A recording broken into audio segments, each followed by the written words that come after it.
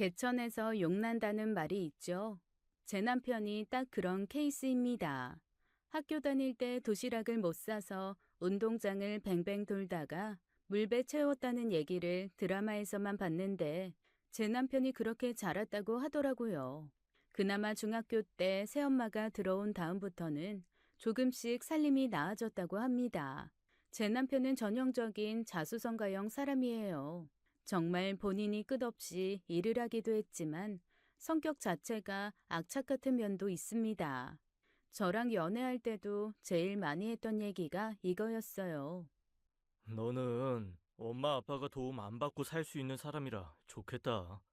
그만큼 집에서 자기를 지원해주지 못하고 자기가 그런 지원 없이 혼자 살아야 한다는 걸 속상해하고 그게 자기 약점이라고 생각하는 사람이었습니다. 그러다 보니 은근 욕심도 많았어요. 연애하면서 제일 힘들었던 게 그 욕심이었어요. 지금은 나이 들면서 조금 나아졌지만 그때만 해도 남편은 버릇처럼 주변 사람과 자신을 비교하며 끝없이 불행을 찾아가는 사람처럼 보였거든요. 왜 죽 한 그릇을 두고도 이 맛있는 죽이 내 손에 있으니 행복합니다 하는 사람이 있고 내 팔자가 거지 같아서 이딴 죽이나 퍼먹고 있다고 한탄하는 사람도 있잖아요. 그게 비록 전복을 100개쯤 갈아 넣은 비싼 죽이어도 죽이라는 것 자체가 불행하면 다 불행한 그런 사람이요. 제 남편이 그랬거든요. 물론 그게 남편이 물불 안 가리고 열심히 살게끔한 원동력이 되기는 했지만 살면서 끊임없이 비교하고 행복할 기회를 스스로 차내버리는 게 연애할 때는 몹시 힘든 일이었습니다. 그래서 사실 싸우기도 많이 싸우고 2번 정도는 이것 때문에 헤어진 적도 있었어요. 그때마다 남편이 울며 불며 절 잡고 자기 인생의 유일한 빛이 너라는 둥, 네가 없으면 나도 없는 거라는 둥, 구질구질한 인생에서 처음 나타난 무지개를 놓칠 수는 없다는 둥, 어린 제 마음을 녹이고 달래는 가모니서를 하는 바람에 다시 만나서 결국 결혼까지 했지만 말입니다. 결혼 후에도 제가 비교하고 스스로를 달달 볶는 걸 너무 싫어하니까 티내고 하지는 않았지만 뭐 본성이 어디 가나요. 저도 어느새 그러려니 하며 살게 되더라고요. 그렇다고 남편이 지독한 사랑꾼은 아닙니다.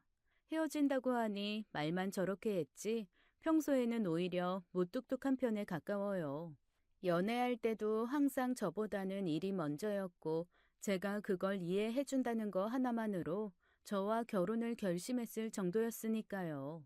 시아버지는 제가 남편과 연애를 시작하기 전에 돌아가셨고 시어머니는 남편과 나이 차이가 좀 나셨다고 하더라고요. 아, 여동생도 하나 있습니다. 남편과 10살 차이 나는 아가씨는 좀 특이한 사람이에요. 처음에 보통 오빠들처럼 여동생을 예뻐하거나 그런 게 보이지 않아서 이상하다 생각을 했었는데 나중에 그 여동생이 저희 시어머니가 결혼을 하면서 데리고 들어온 이복 동생이라는 거를 알고는 조금 이해가 되기도 했어요. 그런데 생각해보면 여동생이 들어왔을 때 제 남편은 중학생이었고 여동생은 어린 아기였잖아요. 그렇게 어린 아기가 동생으로 온 데다 나이 차이가 많이 나면 보통 질투할 것도 없이 그냥 예뻐하기 나름인데 남편은 여동생을 별로 좋아하지 않더라고요. 처음에 얘기 들었을 때는 여동생이 되게 이상한 성격의 소유자인 줄 알았습니다. 그런데 결혼을 앞두고 몇 번 만나다 보니까 생각보다 사람이 괜찮은 거예요. 조금 특이한 점은 있었어요. 뭐랄까, 제 너머에 있는 뭔가 또 다른 거를 꿰뚫어 보는 것 같은 느낌이랄까요? 그래서 제가 한 번은 남편한테 그런 적이 있었거든요. 아가씨는 뭔가 되게 다른 사람이 안 보는 걸 보는 것 같아. 그랬더니 보통 그런 얘기에 별 반응을 하지 않던 남편이 갑자기 저한테 버럭 성을 내면서 그딴 얘긴 하지도 말라는 겁니다. 너무 놀라서 그날 제가 소화불량에 다 걸렸을 정도였어요. 어찌나 남편의 반응이 격했는지 그 태도가 잊혀지질 않더라고요.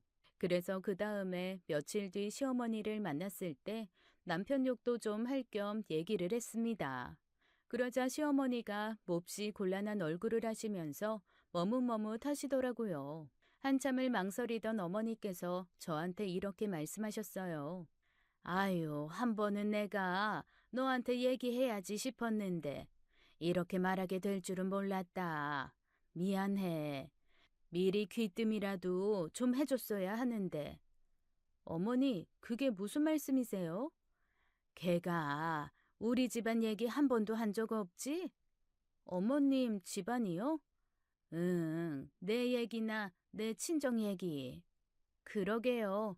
생각해보니 외갓집 얘기를 한 번도 들어본 적이 없네요. 평생 외갓집이라고 생각을 한 적이 없었으니까. 왜요? 지금부터 내가 하는 말 오해 없이 들어줘, 응? 네, 무슨 말씀이시길래? 걔 자존심에 어디 가서 말할 얘기들이 아니거든. 그래서 내가 지금 너한테 이런 얘기 한 거 알면 아마 난리 날지도 몰라. 그러니까 할 수 있으면 그냥 모른 척하고. 무슨 얘기인데 그러세요? 어머님이 찬찬히 얘기해 주신 말은 조금 충격이었습니다. 어머님의 어머니, 즉 아가씨의 외할머니가 정말 용한 무당이셨대요. 그것도 우리가 알고 있는 일반적인 점집을 하는 그런 무당이 아니고 정말로 신기가 좋으신 분이어서 정제계에서도 따로 집으로 불러서 신점도 보고 사주도 풀어보고 그렇게 할 정도로 아주 용하고 유명한 무당이셨다고 합니다. 재산도 그래서 꽤 많이 모으셨다나 봐요. 그래서 어머님은 어렸을 때 막연하게 자기도 어머니 따라 무당이 될지도 모른다는 두려움을 안고 사셨다고 했습니다. 그런데 시할머니께서 저희 어머니한테 어느 날 그러시더랍니다. 신이 너를 건너뛰실 거야. 대신 네 딸은 언젠가 이 운명을 받아들여야 될 게다.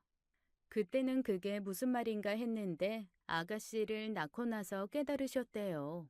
갓난아이가 공중의 한 지점을 멍하게 보고 있는데 눈빛이 예사롭지 않았다고 합니다. 그때 어머님은 아셨다고 하네요. 우리 엄마의 신기가 내가 아닌 내 딸에게 왔구나. 대체 이걸 어째야 하나? 아이에게 운명을 받아들이라고 해야 되나? 그러고 싶진 않은데 하는 생각에 마음이 너무 복잡하셨다고 했습니다. 그러던 와중에 어머니의 전 남편, 그러니까 아가씨의 친부가 갓 태어난 딸과 아내를 두고 떠나셨다네요. 딸아이가 자기를 바라보는 눈이 무섭다며 아무래도 난 너의 집안을 감당할 능력이 안 되는 것 같다고 하셨대요. 처음 결혼할 때부터 알았다. 그놈이 네 길을 견디지 못할 거라는 걸. 보낼 놈은 보내야지. 어차피 비명객사할 팔자를 타고났어. 곱게 관짝 들어가 마누라 배웅받을 팔자는 아닌 놈이야. 시할머니가 정말 뭔가 보시기라도 한 걸까요? 정말로 어머니의 전 남편은 집을 떠난 지 1년 반 만에 행불자 변사체로 서해의 한 섬 해변가에서 발견되셨다고 했습니다. 듣는데 소름이 확 올라오더라고요. 그런데요, 어머니, 안 무서우셨어요? 네가 어떻게 받아들일지 모르겠지만 난 정말로 세상에 신이 있다고 생각하거든. 나쁜 영도 있고 그걸 어디서는 귀신이라고 하고 어디서는 악령이라고 하는 거지. 신내림도 그래서 난 그렇게 나쁘다고 생각하지 않아. 물론 내가 받지 않았음 하기는 했지만 악한 영이 사람들에게 해를 끼칠 때 그걸 막아줄 수 있는 통로 같은 존재라고 생각하니까. 저는 사실 거기에 대해서는 별로 생각을 해본 적이 없어요. 그냥 워낙 이상한 사람들이 많으니까. 그게 사람의 희망을 먹고 헛된 생각을 심어준 다음에 그걸로 돈벌이를 하려고 하는 일부 나쁜 사람들 때문에 인식이 안 좋은 거지. 그런데 내가 본 우리 어머니는 정말로 열심히 자기한테 고통 호소하는 사람들을 위해 정말 목에 피가 터져라 기도하고 간절하게 굿하고 그랬던 분이었거든. 그러다 보니 나는 그건 또 그거대로 인정하는 거지. 그럼 옆에서 보면서 힘들지 않으셨어요? 잘하면서 보셨을 거 아니에요. 정말 기댈 곳 없는 사람들이 저렇게 기댈 수 있는 게 다행이라는 생각을 했을 뿐이야. 다만 내가 그런 삶을 살고 싶지 않았던 것 뿐이지. 그 삶을 사는 사람들을 욕하거나 미워하거나 할 마음은 없어. 그런데 담담하게 얘기를 이어가던 어머니가 한숨을 푹 쉬면서 먼 곳을 한번 보시더라고요. 그리고는 눈에 차오르는 눈물을 찍어내시고는 차분히 얘기를 이어가셨습니다. 그런데 내 딸이 어느 날부터 시름시름 아프더라. 몽유병에 걸린 것처럼 밤에 혼자 중얼거리며 거실을 왔다 갔다 하기도 하고 혼자 앉아서 천장 구석 보면서 혼자 무서운 목소리로 뭔가 말을 하기도 하고 그걸 보면서는 가슴을 많이 쳤다. 아가씨가요? 저는 전혀 몰랐어요. 사실 나도 걔를 잘 모르겠어. 어떨 때는 내 딸이지만 내 엄마 보는 것처럼 무섭기도 하고 속에 뭐가 들어있는지 진심도 모르겠고 남들은 딸내미 사춘기 때문에 속이 뒤집어졌다는데 난 늘 30살 어른이랑 사는 것 같아서 원. 그건 또 그거대로 답답하더라. 하긴 저도 아가씨랑 얘기하다 보면 꼭 할머니랑 얘기하는 것 같을 때가 있긴 해요. 그러니까 걔가 신병을 앓는지 아닌지도 모르겠고 무슨 생각하는지도 모르겠으니 내가 도울 수도 없고 여튼 그것도 답답한데 물어봐도 무슨 선문답 같은 대답이나 하질 않나. 물어보신 적이 있어요? 그럼 내가 잘하면서 힘들었으니까 내 딸도 그럴 거라 생각한 거지. 솔직하게 네 할머니가 이런 분이었다. 그래서 네가 남들과는 달리 좀 특이할 수 있다고 미리 말을 해줬었거든. 그래서 엄마가 어떻게 해줄까라고 물으면 어휴, 그게 어찌나 복장 터지는 대답을 하던지. 왜요? 시어머니가 말해준 아가씨의 말은 80년쯤 산 도사가 하는 말 같았습니다. 다 자기 사는 대로 운명대로 가는 거야, 엄마. 그냥 운명에 조용히 흘러가는 거, 그게 사람이 할 수 있는 가장 최선이야. 어머님이 해주신 그 말을 듣는데 소름이 쫙 돋더라고요. 어렸을 때부터 그렇게 말을 했다고 하니 우리 아가씨 일찍부터 철이 든 건지 아니면 정말로 뭔가 특이한 기운이 있는 건지 그거는 저도 잘 모르겠어요. 그런데 애가 어릴 때부터 그렇게 달관한 듯이 구니까 당연히 네 오빠로서는 편하지는 않았을 거야. 게다가 그 일 이후로 무슨 일이 또 있었어요? 제 남편은 어딘가 이상한 아가씨를 끔찍하게도 싫어하고 괴물 보듯 피했다고 합니다. 어렸을 때 한번 이런 일이 있었대요. 아가씨도 자기한테 그런 힘이 있다는 거는 몰랐을 텐데 남편이 어느 날 학교를 가려고 나오자 희번덕하는 눈으로 자기 오빠를 보고 그러더랍니다. 다치겠는데? 그 당시 대학생이었던 남편은 무슨 학교 가는데 재수없게 그런 소리를 하냐며 자기 여동생한테 퉁박을 한번 주고는 집 밖을 나갔다고 했어요. 그런데 정말 뜬금없이 학교 교정을 걷다 어디선가 날아온 농구공에 남편이 맞았고 쓰러지면서 다리를 삐끗한 거죠. 그것도 단순히 삐끗한 게 아니라 잘못 접질러 넘어지는 바람에 4달간 깁스를 하고 다녔어야 했다고 하네요. 병원에서 깁스를 하면서 남편은 내내 너무나 소름이 돋았다고 했습니다. 아침에 여동생이 자기를 보면서 다치겠는데 라고 말했던 표정이 평생 잊혀지질 않는다고 했다 했어요. 그 이후에도 몇 번 그런 일이 있고 나서 남편은 여동생을 사람 취급도 하지 않았다고 했습니다. 늘 여동생이 뭔가 말을 하려고 하면 피했고 밥상머리에 앉아서도 여동생이랑 같이 밥을 먹으면 단 한 번도 여동생을 쳐다보지 않았대요. 남보다도 못한 서먹서먹한 관계의 남매였던 거죠. 그제야 남편이 왜 결혼 전에 여동생을 보여주지 않았는지 제가 여동생에 대해 이런 거 저런 거 물어볼 때마다 그냥 특이하고 이상한 애야 신경 쓰지 말라고 했었는지 조금 이해가 되었습니다. 그리고 한편으로는 아가씨가 좀 불쌍하기도 하더라고요. 사실 그런 운명은 자기가 원해서 타고나는 게 아니잖아요. 자기가 원한 것도 아니고 선택한 것도 아닌데 단지 타고난 것 때문에 그런 취급을 받아야 되는 거라면 저는 아가씨도 좀 억울한 면이 없지 않아 있겠다 싶은 마음이 들었습니다. 제 오지랖인지 모르지만 어머님께 사실을 듣고 나니까 아가씨가 좀 불쌍해지더라고요.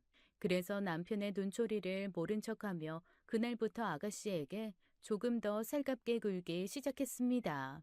사실 아가씨도 자기 오빠 눈치 보느라고 저한테 언니 하면서 못 다가왔지 몇 번 같이 밖에서 만나기도 하고 얘기도 나눠보니까 그냥 되게 평범한 이 시대의 귀여운 소녀소녀한 아가씨더라고요. 어머니와 얘기를 나눈 후에 아가씨와 한 달에 한두 번 정도 남편 몰래 밖에서 밥도 먹고 차도 마시고 영화도 봤습니다. 같이 쇼핑도 하면서 다정히 지냈죠.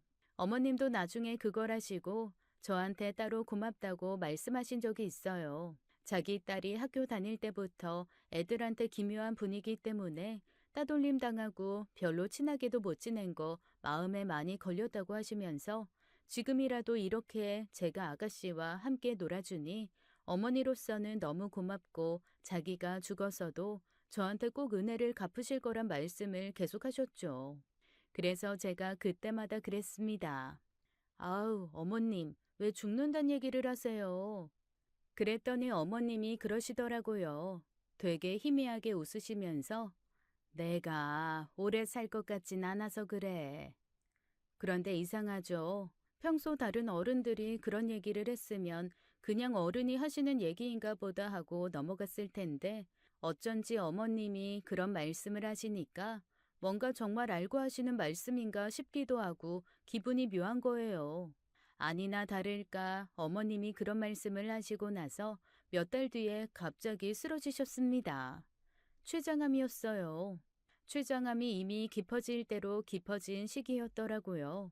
저는 너무나 놀래서 의사에게 물었습니다. 아니, 작년에 건강검진 할 때만 해도 나오지 않았는데 이게 대체 무슨 일이에요? 그랬더니 옆에서 어머님이 그러시더라고요. 건강검진을 평생 안 해도 건강한 운명의 사람이면 건강할 것이고 매년 건강검진하고 병원을 들락거려도 다치고 죽을 운명의 사람은 그렇게 죽는 거야. 그러니까 왜 나한테만 이런 일이 벌어졌냐고 속상해할 게 아니라 이게 내 타고난 운명이구나. 그렇다면 이 안에서 나는 어떻게 살아야 할까를 생각하고 매 순간 열심히 사는 거 그게 우리가 해야 될 일이야. 앞에 있던 의사가 놀랄 정도로 현자 같은 말씀을 남기시고 어머니는 입원 준비를 하셨습니다. 저는 그래도 너무 안타까운 마음에 어머님을 어떡하든 하루라도 더 살게 해드리려고 여기저기 병원도 알아보고 좋다는 건 갖다가 구해서 드시기도 했어요. 그런데 와중에 제 남편 참 쌀쌀맞더라고요. 어머님이 췌장암이라는 얘기를 듣고 조금 충격받은 얼굴을 한 남편은 굉장히 현실적인 문제를 고민하기 시작했습니다. 당신이 생각하고 있는 게 뭔데? 나한테도 좀 말을 해줘. 머뭇거리던 남편이 그러더라고요. 어머니가 재산이 좀 많아. 그게 무슨 소리야? 어머님한테 재산이 많다니. 아버님이 남기신 재산이 얼마 없는데.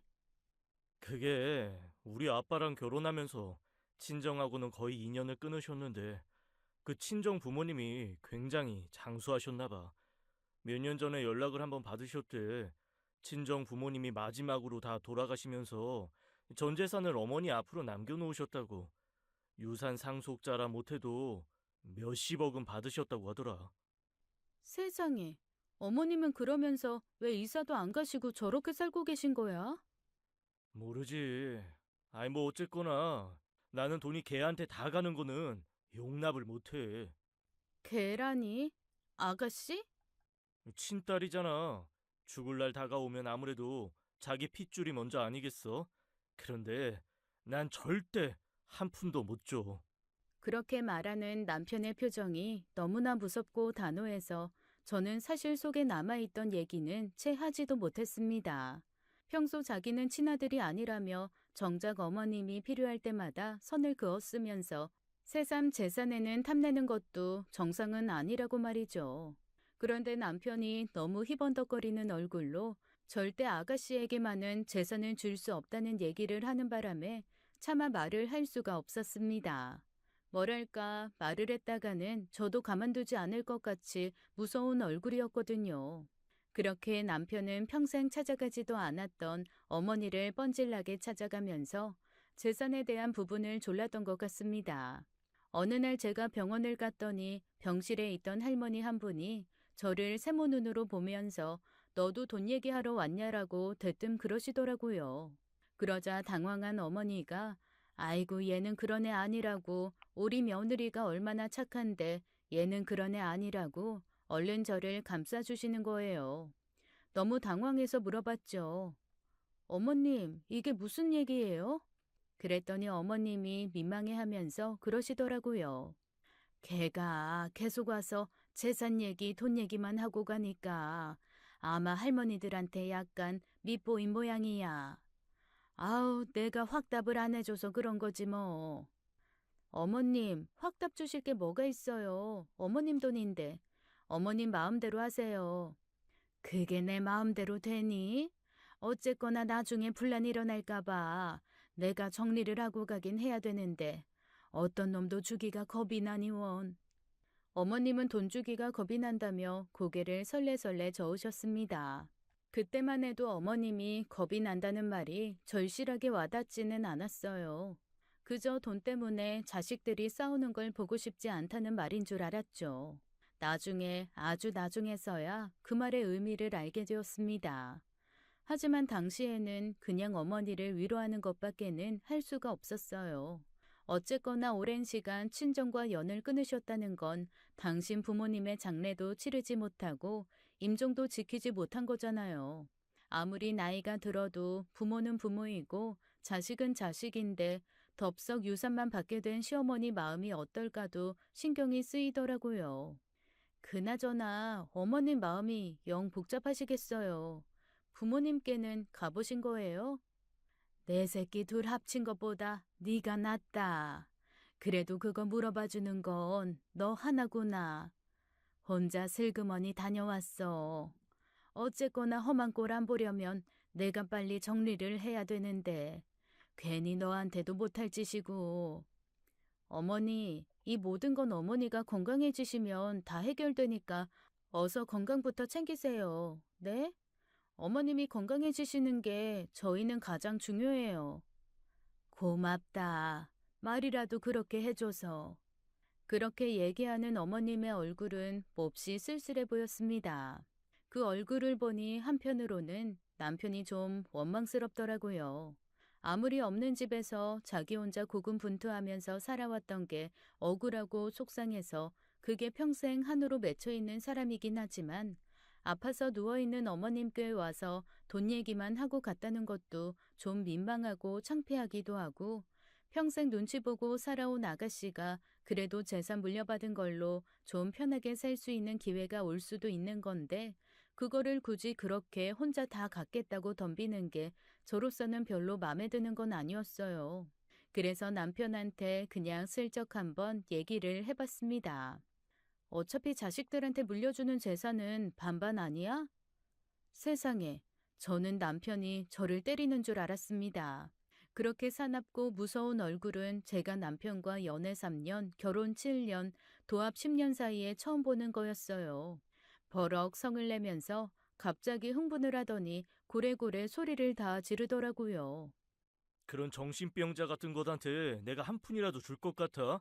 그거 쓸데없이 돈 생기면 어디서 무당질이나 하다가 집안 망신이나 시킬 텐데 내가 그 자금을 왜 대주냐? 정말 남편이 쏟아내는 폭언은 제가 듣고 있기가 다 힘들 정도였습니다. 오죽하면 제가 듣다 잘못했다고 해버렸다니까요. 그만해. 알았어. 다시는 얘기하지 않을게. 당신 알아서 해. 당신 편한 대로 하라고. 그렇게 저는 두 손 두 발 다 들고 말았습니다. 그런데 그날부터 남편이 조금 이상해지기 시작했어요. 뭔가 사람이 글쎄요. 이런 표현이 맞을지는 몰라도 귀신 들린 것처럼 희번덕하는 눈에 뭔가 앙다문 입, 제가 알던 모습이 아니라 아주 못된 악귀 같은 그런 얼굴로 변하는 것 같은 느낌인 거예요. 저도 한편으로는 그냥 내 생각이 그래서 그렇게 보이는 거겠지. 사람이 원래 보이는 대로 생각하고 보이는 대로 느낀다고 하는데 이거는 내 잘못이다라며 마음을 다스렸습니다. 내가 남편을 예쁘게 봐야 남편도 예쁜 얼굴로 보이겠지. 하지만 제가 마음을 다잡는 것과는 별개로 아무리 봐도 남편은 점점 험악한 인상이 되어갔어요. 오죽하면 동네 아주머니가 저한테 한번 그러시더라고요. 아우, 그 집 남편 요즘에 무슨 일이 있어? 얼마 전에 지나가는데 나 자기 남편 아닌 줄 알았잖아. 세상에 어쩜 그렇게 얼굴이 변했대? 혹시 집에 무슨 우환 있어? 그렇게 물어보시는데 제가 뭐라고 답할 말이 없더라고요. 그래서 그냥 그랬죠. 어머님이 사실 투병 중이세요. 그것 때문에 혼자 굉장히 고민이 깊은 것 같은데 그게 그렇게 얼굴에 나왔나 봐요. 그랬더니 아주머니가 그러시더라고요. 아우, 걱정을 하는 게 아니라 뭔가 화가 난 것 같던데? 하긴, 걱정 많이 하면 사람이 그렇게 얼굴이 변할 수도 있지. 근데 인상이 너무 무서워졌더라고. 원래도 따뜻한 사람은 아니었지만, 여튼, 에휴, 그런 일이 있었구나. 집에 우환이 있어서 걱정이 많겠어. 그렇게 걱정해 주시는 아주머니의 말을 듣고 저는 오히려 더 남편이 걱정되기 시작했습니다. 남이 봐도 그렇게 험악한 게 드러날 정도의 인상이면 정말로 얼굴이 많이 바뀐 거잖아요. 제 걱정은 거기서 끝나질 않았어요. 어느 날부턴가 아가씨와 연락이 안 되는 거예요. 제가 전화를 하면 아무리 늦어도 보통 하루 이틀 안에는 꼭 다시 전화가 오곤 했는데 어느 날부턴가 아가씨는 제 전화를 일절 받지도 않고 그렇다고 저한테 어떤 일이 있다라는 설명도 하지 않았습니다. 그저 혼자 일방적으로 아가씨에게 안부 묻는 문자만 수십 통 보내는 거였죠. 혹시 잘못된 건 아닌지 왜 아가씨랑 연락이 안 되지라고 혼자 중얼중얼 하고 있는데 남편이 그 소리를 들었나 봐요. 저한테 그러더라고요. 너 걔랑 연락해? 아니, 그래도 어머님 저렇게 계시니까 한 번씩 문자 주고받곤 했는데 언젠가부터 연락이 안 되네. 그러자 남편이 험악한 얼굴로 저한테 그러더라고요. 걔랑 연락되면 바로 나한테 말해. 알았지? 왜? 무슨 일 있어? 걔가 지금 내 연락 피하느라고 네 연락도 피하는 거야. 혼자서 엄마 돈 다 먹으려고 수쓰고 있어. 엄마 안 달라게 하려고 지금 잠적해가지고 안 나타나고 있는 거라고. 그래도 아가씨가 그럴 사람은 아니야, 자기야. 네가 뭘 안다고 그래? 잔말 말고 연락 오면 바로 말해. 남편은 점점 더 이상해져 갔어요. 아가씨 얘기만 나오면 일단 사람이 이성을 놓더라고요. 그리고는 저한테 종종 짜증을 내는 건 없지 않아 있었지만 한 번도 그런 식으로 버럭버럭 성을 낸 적은 없었는데 성을 내기 시작했습니다. 제가 말 잘못하면 한 대 얻어 맞겠는데라는 생각이 들 정도였어요. 그렇게 조마조마한 시간이 며칠 흘렀습니다. 갑자기 병원에서 연락이 왔어요. 어머님이 위독하시다는 거였죠. 급하게 달려간 병원에 누워 계신 어머님은 위독한 상태였습니다. 그리고 간신히 눈을 뜨고 두리번거리시면서 딸의 이름을 한번 부르고 혼수 상태에 빠지셨어요.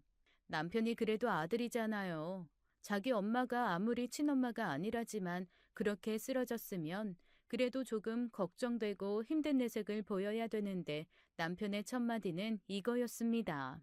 자기 딴에는 혼자 중얼거리느라 아무도 못 들었다고 생각했겠지만 저는 들었거든요. 이 기집애를 빨리 찾아야 유산 문제를 해결하는데. 저는 그런 남편의 태도에 소름이 돋았습니다.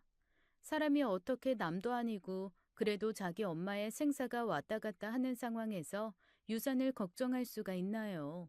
저는 그 사람이 제 남편이라는 게 소름이 끼쳤고 갑자기 만정이 다 떨어졌습니다. 하지만 거기다 대고 제가 어떻게 그러냐고 따질 수는 없었어요. 마음 한켠이 뭔가 쎄한 느낌이 있었거든요. 어머님이 위독하시다는 걸 아가씨한테 알릴 길도 없고 혼자 전전긍긍하고 있는데 모르는 번호로 전화가 오더라고요. 여보세요? 언니, 저인 거 티내지 말고 슬그머니 나와서 전화 좀 받을래요? 아가씨였습니다. 남편의 눈치를 살살 보면서 혼자 친구한테 전화가 온 것처럼 그래 오랜만이다 어떻게 지내라고 인사를 하며 전화를 받았어요. 우리 엄마 안 좋죠? 네, 쓰러지셨어요. 어떻게 알았어요? 그런 느낌이 들었어요. 느낌이요? 언니, 언니한테 할 얘기가 있어요. 뭔데요? 아가씨, 어서 말해봐요. 언니, 혹시 저한테 무슨 일이 생겼다는 얘기 들으면 그게 무슨 얘기예요? 그냥 무슨 일이 생겼다는 얘기 들으면 집 밖에 나가지 말고요. 집 비밀번호부터 바꾸고 꼼짝 말고 집에만 있어요. 절대 집 밖으로 나가지 말고 그냥 집 안에만 있어요. 꼭 비밀번호 바꾸고 누구도 집에 못 들어오게 해야 돼요. 무슨 얘긴지 알았죠? 아가씨, 무섭게 왜 그래요? 왜요? 무슨 일 있어요? 무슨 일인지 말을 해봐요. 약속해줘요, 언니. 그럴 수 있죠? 꼭 그래야 돼요. 전화기 밖의 아가씨 목소리는 몹시도 간절해서 어쩐지 그렇게 하겠다고 대답하지 않으면 큰일 날 것처럼 애절했습니다. 그래서 저는 아가씨에게 꼭 그러겠다고 약속을 했어요. 알았어요. 약속할게요. 그런데 무슨 일인지 진짜 말해줄 수 없어요? 언니가 얼마나 좋은 사람인 줄 알아요. 미안해요. 미안해. 그리고 언니 옆에 되게 좋은 기운 있는 거 알고 있죠? 언니한테는 좋은 기운이 있기 때문에 그 기운이 항상 언니를 잘 지켜줄 거예요. 그러니까 언니, 어떤 일이 있어도 놀라거나 힘들어하거나 하지 말고 행복하게 살아야 돼요. 알았죠? 아가씨, 진짜 무섭게 왜 이래요? 아가씨는 너무나도 이상한 말만 남긴 채 전화를 끊었습니다. 얼떨떨한 얼굴로 끊긴 전화를 멍하게 보고 있는데 남편이 잔뜩 화가 난 얼굴로 병원 밖을 걸어 나오면서 저한테 그러더라고요. 무슨 친구인데? 아니, 나 저기 대학교 때부터 친하게 지냈던 친구인데 안부 전화를 했네. 걔 연락 없어? 걔? 아가씨? 걔한테서 연락 없었냐고. 없었어. 나도 너무 걱정되는데 어디서 뭐 하는지 모르겠네. 이 기집애 찾아야 되는데. 아유, 엄마 저렇게 되신 마당에 기집애가 재산 포기각서라도 써야 모든 게 다 수월하게 풀릴 거 아니야. 남편의 얘기는 저를 발끈하게 만들었습니다. 해도 해도 너무하다는 생각이 들었죠. 어머님 재산이 그렇게 중요해? 시끄러워. 알지도 못하면서 네가 평생 집안 덕 한 번 못 보고 고군분투 애쓰면서 살아온 내 서러움을 알기나 해? 무당년한테 내가 한 푼이라도 뺏길 것 같아? 절대 못 뺏겨. 안 줄 거야. 어린 반푼어치도 없어. 남편이야말로 귀신 들린 사람 같았습니다. 어찌나 무섭게 으르르 딱딱거리는지 정말 도저히 말을 할 수가 없더라고요. 근데 참 희한하죠. 남편이 잔뜩 화가 난 얼굴로 그렇게 흥분해서 얘기를 하는데 계속 아가씨의 마지막 말이 귀에서 맴도는 겁니다. 집 비밀번호 바꾸고 절대적으로 집에 혼자 있으라는 말이요. 들을 때는 무슨 말인지 몰랐는데 이상하게 뇌리에 남더라고요. 그날 저녁 오후에 남편은 급하게 집 밖을 나가면서 저한테 그러더라고요. 아는 사람이 상을 치르게 돼서 거기를 좀 가야 되는데 오늘 저녁엔 못 들어올 수도 있어. 그래서 제가 물었죠. 아니, 보통 집에 이렇게 편찮으신 분 있고 우환이 있으면 상가는 안 가던데 꼭 가야 돼? 그랬더니 남편이 피식 비웃으면서 저한테 그러더라고요. 어디서 그런 쓸데없는 미신 같은 말만 듣고 와서는 너도 무당이냐? 제발 와달라고 택시까지 보냈는데 그럼 안 가? 저한테 무당이냐고 한 말에 조금 기분이 상해서 갔다 오라고 퉁명스럽게 대답했습니다. 그런 제게 남편은 거리가 멀어서 오늘 밤에는 상가에서 밤 샐지도 모르겠다며 기다리지 말라는 말과 함께 집을 나섰어요. 남편이 나간 후 얼마 안 있어 갑자기 천둥 번개가 치고 비가 내리기 시작했습니다. 저 사실 비 되게 좋아하거든요. 혼자 비 오면 길거리를 걷기도 하고 비 오는 거리에서 이것저것 보는 것도 좋아하고요. 그런데 그날따라 내리는 비가 너무 무서운 거예요. 그래서 한숨도 못 잤습니다. 원래 잠이 많아서 밤새는 일 같은 거 없거든요. 그런데 정말 한숨도 못 자면서 남편도 안 들어오니까 계속 너무 걱정이 되더라고요. 전화 한 통이 없어서 걸어봤지만 받지도 않고 문자에도 답이 없으니 점점 두려움이 커져갔습니다. 그러다 날이 밝았는데도 뭔가 으슥하니 떨리는 느낌은 가시지 않았어요. 이제나 저제나 남편이라도 오면 좀 덜 무서울 것 같아서 안절부절 못하고 있는데 모르는 번호로 전화가 왔습니다. 여보세요? 혹시 김향미 씨랑 무슨 관계실까요? 저희 아가씨인데요. 왜 그러시죠? 죄송한데 여기 강한대 병원인데요. 사체 확인을 좀 해주실 수 있을까요? 사체 확인이요? 너무 놀라서 손이 벌벌 떨렸습니다. 저희 아가씨가 그러니까 잘못됐다는 그런 말씀이세요? 네, 지난밤에 변사체로 발견되셨습니다. 변사체요? 그럴 리가요. 어제 낮까지만 해도 저랑 통화했었거든요. 안 그래도 마지막으로 통화하신 분이라서 저희가 전화드린 거예요. 말도 안 돼. 혹시 다른 가족분들 있으신가요? 네. 그런데 저희 어머님이 지금 혼수 상태셔가지고요. 근데 잠깐만요. 새언니라고 하셨죠? 그럼 오빠분도 같이 계신가요? 그런데 이상하게 순간 남편이 있다는 얘기를 선뜻 못하겠더라고요. 뭔가 겁이 덜컥 났습니다. 네. 어제 장례식장 간다고 나가서 아직 안 들어왔어요. 장례식장이요? 혹시 어디 장례식장인지 아십니까? 아니요. 제가 들어오면 연락드리라고 할게요. 어디로 연락드리면 될까요?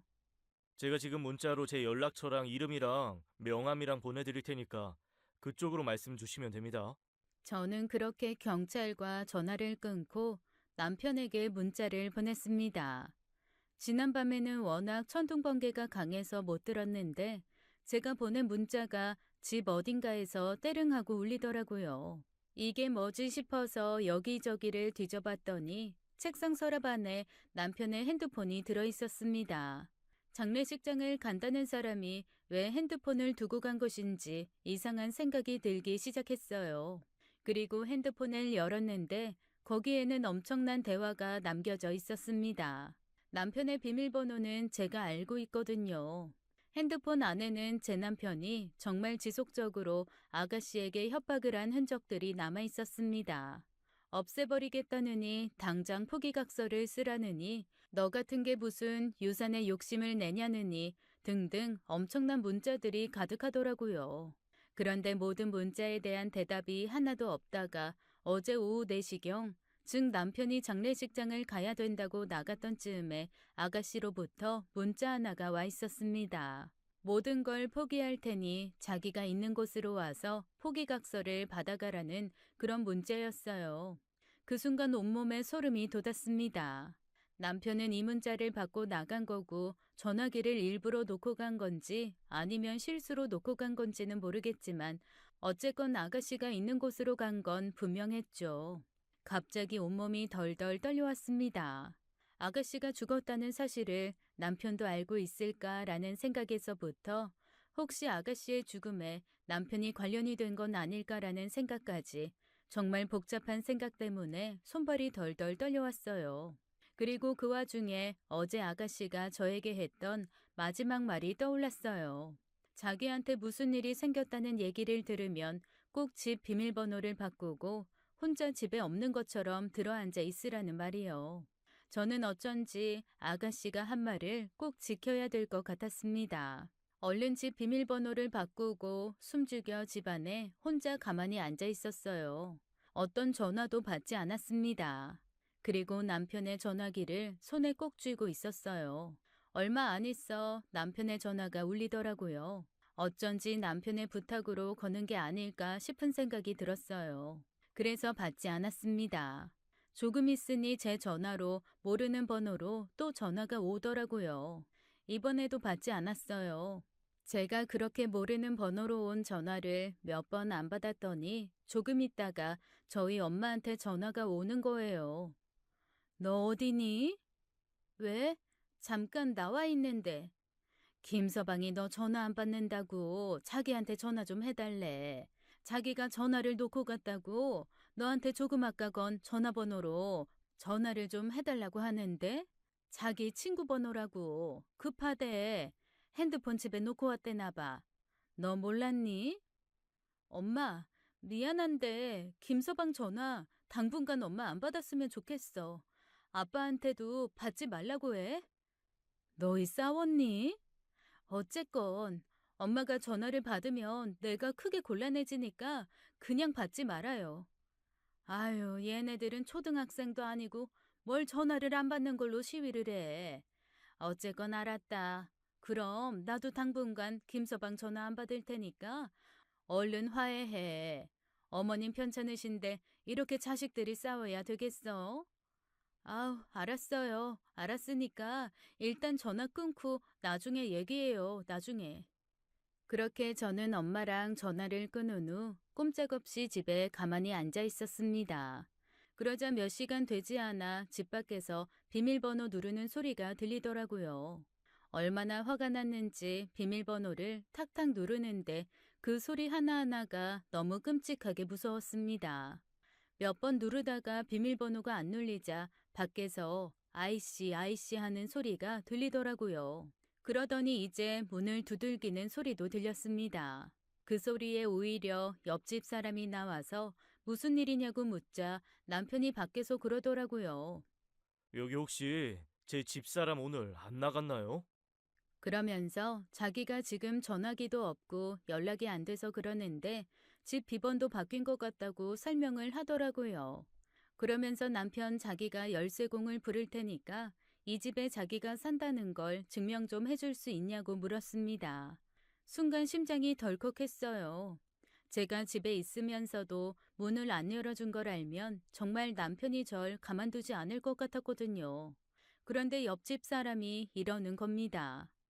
아니, 당신이 여기를 살았던 건 맞지만 이사를 간 건지 아니면 이혼을 한 건지 그건 나도 모르겠고 무슨 사연이 있어서 번호를 바꿨을지도 모르는데 내가 함부로 그런 거 증명해줬다가 나중에 곤란한 일 엮이기 싫어요. 그냥 알아서 해결하세요. 내심 열쇠공이 문을 열면 어쩌나 몹시 걱정을 했는데 다행히 옆집 아주머니 덕에 무사히 넘어갔습니다. 틀린 말은 아니니 반박도 못하고 한동안 밖에서 씩씩거리던 남편이 어슬렁거리는 소리를 듣고 있는데 누군가 남편에게 말을 거는 소리가 들려왔어요. 뭐예요? 뭐 하시는 건데요? 경찰입니다. 경찰이 왜요? 간밤에 김양미 씨 만나셨죠? 내가 걔를 왜 만나요? 이상하네요. 김양미 씨 전화기에 남아있는 정보로는 마지막에 오빠랑 만나기로 했던데요. 아니, 만나자고 한 건 맞고 약속 장소로 간 것도 맞는데 안 나왔어요, 걔가. 그래서 지금 허탕치고 오는 길인데, 뭐 왜 그러는데요? 김양미 씨 변사체로 발견되셨어요. 뭐라고요? 아이, 말도 안 돼요. 잠깐 저희랑 가주셔야겠습니다. 밖에서 남편이 반항하는 소리가 들렸습니다. 안에서 저는 혼자 덜덜 떨고 있었죠. 대체 이 드라마 같은 일이 왜 저한테 벌어지는지 모를 일이었습니다. 경찰의 얘기를 들어보면 남편은 확실히 장례식장에 가지 않은 건 확실했어요. 그리고 아가씨를 만나러 간 것도 확실했죠. 그런데 아가씨는 남편이 자기한테 나쁜 짓을 할 걸 알고 있었던 걸까요? 아니면 정말 신기가 있어서 남편을 조심하라고 하고 저한테 집에 문을 잠그고 열어주지 말라고 한 걸까요? 정말 제가 생각할 수 있고 짐작할 수 있는 건 아무것도 없었습니다. 머리가 너무 혼란스러웠어요. 다시 남편의 전화기를 들고 찬찬히 살펴보기 시작했습니다. 그런데 아가씨가 보낸 문자 중에 몹시 이상한 말이 하나 있더라고요. 오빠는 억울해야 돼. 오빠의 억울함을 위해선 난 뭐든 할 수 있어. 이때까지 나한테 했던 모든 거 억울하게 통곡하며 살게 해줄 거야. 라는 말이었습니다. 그런데 보통 누가 누군가를 원망할 때 억울해야 된다는 말은 잘 안 하잖아요. 그 말이 굉장히 마음에 걸리더라고요. 대체 왜 억울해야 한다는 걸까 이해가 되지 않았습니다. 어쨌건 남편이 경찰서로 간 후 별도로 저한테 연락이 오더라고요. 제가 가서 조사를 좀 같이 받아줘야 된다는 얘기였습니다. 너무나 불안했지만 그래도 경찰이 있으니 좀 낫지 않겠나 싶은 마음에 일단 경찰서로 갔어요. 저를 보자마자 남편이 버럭 성을 내더라고요. 대체 어디 있다가 이제 나타났냐는 거겠죠. 초췌한 몰골을 보니 남편은 뭔가 고생을 많이 한 것 같았습니다. 그래서 제가 그랬어요. 사실 아가씨에게 전화를 받았고 너무 무섭고 두려워서 아가씨 말대로 집 비밀번호를 바꾸고 있었다고 말했어요. 그러자 가만히 듣고 있던 경찰이 화들짝 놀라며 그러더라고요. 그러면 피해자가 자기가 나쁜 짓을 당할 걸 알고 있었단 건가요? 그렇다면 이거는 뭔가 계획이 있었다는 거네요. 그러자 남편의 얼굴이 하얗게 질리면서 말도 안 되는 소리라며 자기는 절대 그런 일을 벌인 적이 없다라고 펄쩍 뛰더라고요. 그런데 참 이상하죠. 제가 아는 남편은 욕심이 많은 사람이긴 합니다.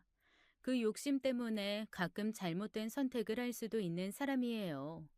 그런데 그걸 가지고 누군가의 목숨을 빼앗는 것까지 할 정도로 나쁜 사람은 아니라고 생각했거든요. 그러니까 이게 너무 머릿속이 복잡해지더라고요. 하지만 제 얘기를 듣고 이미 경찰들은 남편이 계획적으로 아가씨에게 해를 가한 게 아닐까라는 생각을 굳히는 것 같았습니다. 남편은 자기는 너무 억울하다며 계속 이거는 뭔가 잘못됐다고 중얼거리더라고요. 그래서 제가 물었습니다. 당신 진짜 어디 갔던 거야? 그랬더니 남편이 그러더라고요. 내가 진짜 핸드폰이라도 갖고 갔으면 위치 추적이라도 돼서 이렇게 억울한 일도 없을 텐데. 하필 핸드폰도 놓고 가서 아씨, 택시 보내준 거 타고 가서 내렸는데 아무도 없잖아. 기다리다가 날이 어두워졌는데 그 허허 벌판에 뭐가 있어야 말이지. 핸드폰도 없고 할 수 없이 민가가 나올 때까지 계속 걸었거든. 내가 당했어. 당한 거야. 사실 남편의 말을 증명해 줄 건 아무것도 없었습니다. 그저 억울하다는 소리를 계속할 뿐이었죠. 그래서 제가 물어봤어요. 그런데 정말로 아가씨에게 재산을 한 푼도 안 줄 생각이었어? 당신 정말 돈 때문에 이런 거야? 그랬더니 남편이 가슴을 팡팡 치면서 그러더라고요. 아우 진짜. 내가 정말 창피해서 말을 안 했는데 그 기집애가 엄마한테 돈 뜯어내서 신당을 차리려고 했어. 어머님께 큰돈이 생겼다는 것을 알게 된 아가씨는 자기 신당을 차리고 싶다며 어머님에게 계속 돈을 요구했다고 했습니다. 그런데 어머님은 하나밖에 없는 딸이 신당까지 차려서 본격적으로 무당을 하는 게 싫으셨던 거죠. 게다가 시할머니처럼 정식으로 신내림 받고 사람을 위한 무당이 아니라 어머님이 혐오하시는 돈 뜯어내는 사기꾼이 될 가능성이 다분하다고 생각하신 듯 했어요. 그래서 끝까지 신당을 차려주지 않으려고 하셨답니다. 그랬더니 아가씨가 남편을 저주하기 시작했다네요. 다 오빠 때문에 이런 거야. 엄마가 원래 이 세계를 이해 못하는 사람이 아닌데. 오빠가 너무 펄펄 뛰니까 엄마가 오빠 눈치 보느라 이런 거잖아. 그러면서 시도 때도 없이 남편에게 저주를 퍼부었다고 합니다. 남편도 사람인지라 저주가 너무 듣기 싫었고, 그래서 억하심정에 너 같은 애한테 자기가 한 푼이라도 재산을 줄 것 같냐고 그렇게 나왔던 거래요. 근데 또 남편의 말을 듣고 보면 또 그게 맞는 것 같거든요. 하지만 진실을 알 수가 없으니 제가 뭐라고 할 도리가 없었습니다. 남편은 오해인지 아니면 진실인지 모를 의심을 받은 채 계속 경찰에서 조사를 받았어요. 저는 혼수 상태에 빠진 어머님 건사하랴 남편 챙기랴 정말 눈코 뜰 새 없이 정신이 하나도 없었죠. 속상한 마음을 어디 말할 데가 없더라고요. 저희 친정 부모님한테 말하면 기절하실 것 같고 그렇다고 해서 친구들한테 말하면 그거는 제 얼굴에 침 뱉기잖아요. 아무 말도 못하고 그저 혼수 상태에 빠진 시어머니 옆에 가서 혼자 죽죽 울고 있는데 갑자기 시어머니가 슬그머니 제 손을 잡으시는 겁니다. 어머님, 정신이 드세요? 한동안 호흡기에 의존해서 숨만 쓱쓱 쉬고 계셨던 어머님이 눈을 뜨신 거였죠. 정신 차리신 어머님의 첫마디가 아가씨의 안부를 묻는 얘기였습니다. 저는 어머님이 뭔가 알고 계신 건가, 혼수 상태에서도 다 듣고 계셨던 건가 싶어서 울면서 아가씨의 소식을 전했어요. 그랬더니 어머니가 그러시더라고요. 그게 결국 지 오빠 발목 잡으면서 그렇게 갔구나. 어머님, 그게 무슨 소리예요? 어머님이 힘들게 천천히 말씀을 하셨습니다. 이 일이 있기 얼마 전 아가씨가 어머님을 찾아왔었대요. 그리고 어머님한테 자기 신당 차려준다고 약속하지 않으면 스스로가 악귀가 돼서 엄마랑 제 남편을 끌고 올 거라고 협박하면서 잘 살고 싶으면 자기한테 신당 차릴 돈을 달라고 했답니다. 어머님이 거절하시자 아가씨가 몹시 무서운 눈으로 어머님을 위아래로 훑어보며 이렇게 얘기했다네요. 그렇게 해서까지 지키려고 했던 모든 걸 잃게 될 거야. 엄마 뱃속으로 낳은 자식보다 엄마가 더 공들였던 자식 어떡하든 망하게 할 거야. 어디 두고 봐. 저는 어머님의 말씀을 듣고 바로 경찰에 연락을 했어요. 병원으로 온 경찰은 자초지종을 듣고 어머님께 이렇게 묻더라고요. 그러면 이 모든 게 혹시 따님이 꾸민 일이라고 생각하십니까? 그랬더니 어머님이 조용히 고개를 끄덕이시면서 이렇게 말씀하셨어요. 스스로 생을 저버린 것일 수도 있어요. 한번 조사를 해주세요. 누가 봐도 타살 같은 정황이라 미처 그것까지는 생각을 못했네요. 다시 한번 제대로 부검하고 조치를 해보겠습니다. 그리고 몇 주 뒤에 경찰 조사 결과 아가씨는 스스로 생을 저버린 것으로 드러났습니다. 모든 정황을 남편에게 안 좋게 만들어 놓고 자기가 복수하듯 그렇게 스스로의 목숨을 내놓은 거죠. 결국 남편을 파멸시키기 위해 자기의 전부를 건 거였어요. 너무나도 무서운 결정이었고 저는 아가씨가 저까지 이용했다는 사실에 소름이 돋았습니다. 온갖 고초를 겪고 나서 남편이 그러더라고요. 당신은 나보고 그래도 여동생인데 조금 친절하게 해주지 그랬냐고 했지만 나는 어렸을 때부터 아이가 했던 너무나 많은 행동을 봐왔어. 동네에 키우던 개나 고양이가 없어지면 항상 내 동생이 근처에 있었고 아이들이 다치거나 어딘가에서 떨어진 근처에도 늘 내 동생이 있었어. 그 아이는 자기가 신내림을 받을 몸이라고 생각하며 살았겠지만 그냥 그거는 핑계였을 뿐 몹시 잔인하고 약간 소시오패스나 사이코패스 같은 그런 성격을 가진 것뿐이었을 거야. 그래서 나는 당신이 그 아이와 어울리는 게 싫었어. 에이, 굳이 말하지 않았던 거지. 근데 이렇게까지 할 줄은 몰랐네. 게다가 당신한테 그런 식으로까지 접근했을 줄도 몰랐고.